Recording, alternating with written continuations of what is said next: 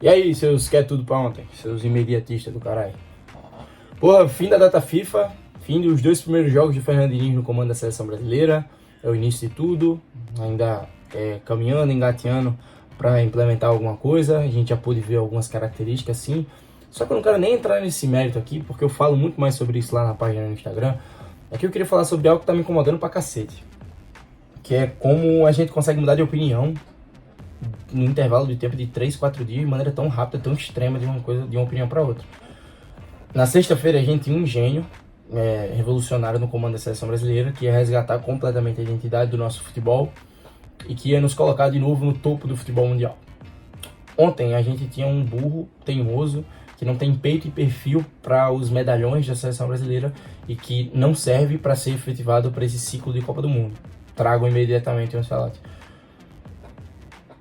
Para mim, beira a insanidade tanto um quanto o outro, porque na sexta-feira a gente não tinha um gênio revolucionário, até porque a seleção brasileira, como muitos pintaram aí, não tinha a cara do Fernando Diniz.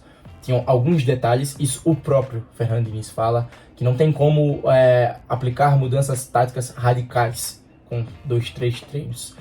E sim aplicar alguns detalhes que, por a gente já estar habituado a ver no Fluminense, a gente bate o olho na seleção brasileira e pensa, pô, legal, isso aqui o Diniz gosta, tá tentando, a gente já tá vendo aqui um início, a seleção brasileira começando a engatear.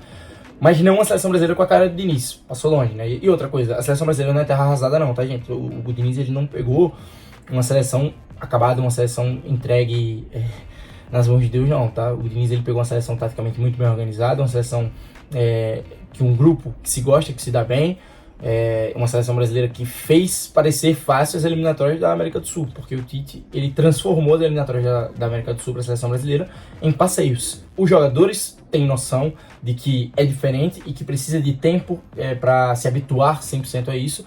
O treinador e a sua comissão técnica sabem que precisam de tempo, têm total noção.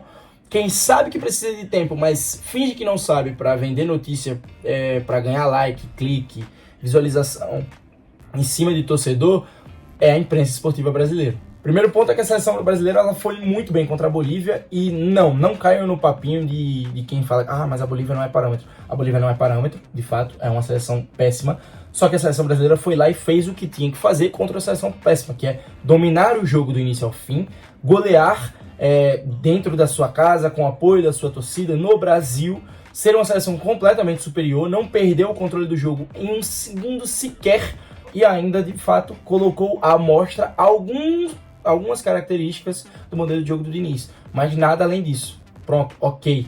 E aí, só idiota para acreditar na narrativa da imprensa de que seria fácil contra o Peru, da empolgação do jogo contra a Bolívia implementada no jogo contra o Peru. Porque, primeiro, o sarrafo ele é maior. A seleção peruana ela é uma seleção mais qualificada individualmente, taticamente, coletivamente, em qualquer aspecto diante da seleção boliviana. Segundo, que tinha um aspecto que influenciava bastante, que era um jogo fora de casa.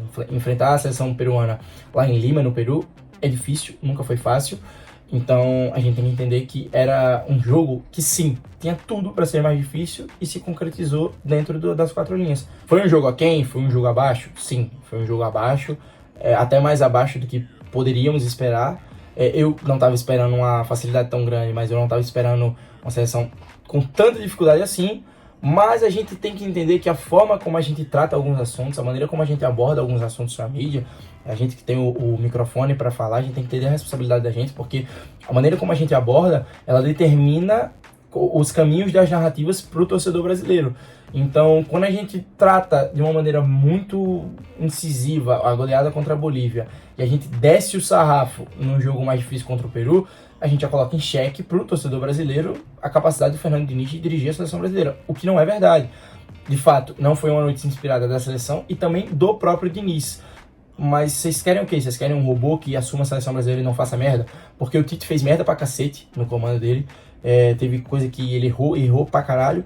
E se o Ancelotti estivesse aí no comando da seleção brasileira, ele também ia errar pra cacete. Vai ter jogo que se o Ancelotti estivesse aí, ele ia demorar pra substituir mais do que o torcedor achasse. E aí já iam começar a pegar no pé dele. Ou seja, não vai vir ninguém que vai fazer aqui um trabalho 100% perfeito não, tá?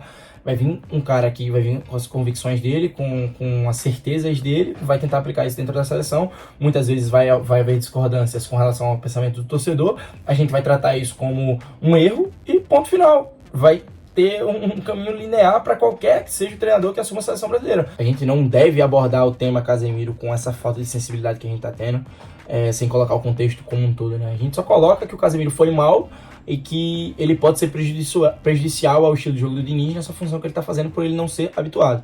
E aí é onde entra. O Casemiro, ele jogou a carreira quase que toda dele sendo habituado muito mais a funções defensivas, funções sem a bola. O que é que uma ruptura ela demanda? Demanda tempo para que o jogador se adapte a essa nova função. O Casemiro, ele precisa de tempo para entender os novos comandos, como ele deve jogar, o que deve fazer, o que é melhor fazer para isso que ele está fazendo agora. Isso vai demandar tempo. Agora imagina isso, se o Casemiro já é um cara que é sinônimo de segurança e de importância para a seleção brasileira sem a bola, defensivamente. Imagina se ele consegue agregar para ele características com a bola, características construtoras, fazer dele um jogador mais completo. O quanto que ele não ia ser mais importante ainda para a seleção brasileira. E é difícil também a gente exigir um pouco de paciência do torcedor num país em que a mídia esportiva conta com Casagrande, conta com Neto, conta com Pilhado, conta com esses imbecis aí que tem o microfone e o poder nas mãos de falar para milhares de pessoas. Quando a gente tem esses caras disseminando coisas, fica difícil pra cacete. Fica difícil pra cacete a gente colocar na cabeça do torcedor que, o Diniz ele errou, ele foi mal, ele acabou errando por ele estar habituado no clube dele, ele não ter essas opções, esse leque de opções no banco de reservas para mudar e manter o nível nivelado por cima, então ele acabou errando. Isso não tira a responsabilidade dele de ter errado no jogo de ontem, só que aos poucos ele vai se habituar a ser um Diniz melhor na seleção brasileira e as coisas vão fluir. Os jogadores precisam de tempo para se adaptar a ele precisa de tempo para se adaptar à seleção brasileira e com o tempo as coisas vão se encaixando. Só que aqui a gente não liga muito pra isso, né? A gente liga pra sensacionalismo, pra vender notícia, pra ganhar visualização, like, e é isso que a gente tá acostumado a ver na mídia esportiva brasileira. Agora esperar a próxima data FIFA. O Diniz, no geral, ele conseguiu o que era mais importante, que eram os 6 pontos, 100% de aproveitamento, para que dê uma tranquilidade maior, para na próxima data FIFA ele trabalhar o que ele precisa trabalhar, melhorar o que precisa melhorar, aprimorar o que já é bom e seguir no comando da seleção brasileira.